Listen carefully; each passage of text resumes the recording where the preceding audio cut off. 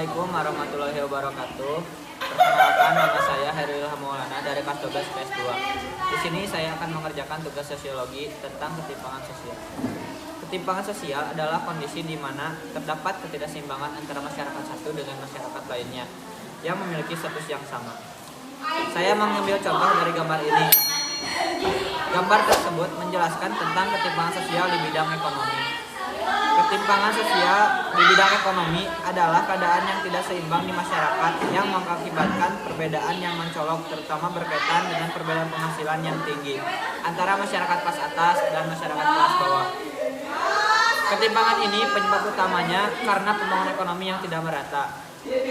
Nah, dari ketidakrataan pembangunan inilah menyebabkan banyak kerugian bagi masyarakat yang tidak memiliki banyak modal dan aset.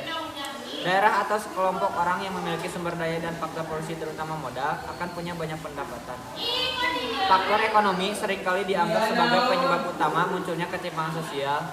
Ketidakmerataan pembangunan antar wilayah terlihat dengan adanya wilayah yang maju dan wilayah yang tertinggal.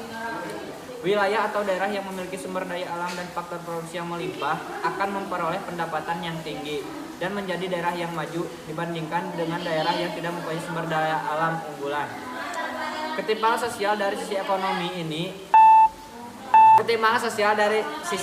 di masyarakat saat ini tidak terlepas dari dampak globalisasi. Globalisasi bisa diyakini sebagai perubahan terstruktur dalam skala modern yang ditunjukkan dengan pertumbuhan perusahaan multinasional, pasar uang dunia, dan lain-lain. Ketimpangan sosial juga bisa dilihat sebagai efek dari tekanan struktural. Maka muncul istilah kemiskinan struktural yang disebabkan oleh kesenjangan kebijakan-kebijakan. Lalu para ahli menyatakan kemiskinan struktural dialami suatu golongan masyarakat yang tidak dapat mengakses sumber pendapatan yang sebenarnya tersedia bagi mereka. Adapun contoh dari ketimpangan sosial meliputi kurangnya pemukiman, kurangnya fasilitas usaha, sulit mendapat peluang kerja, dan kekurangan akses pendidikan. Sekian penjelasan dari saya tentang ketimpangan sosial.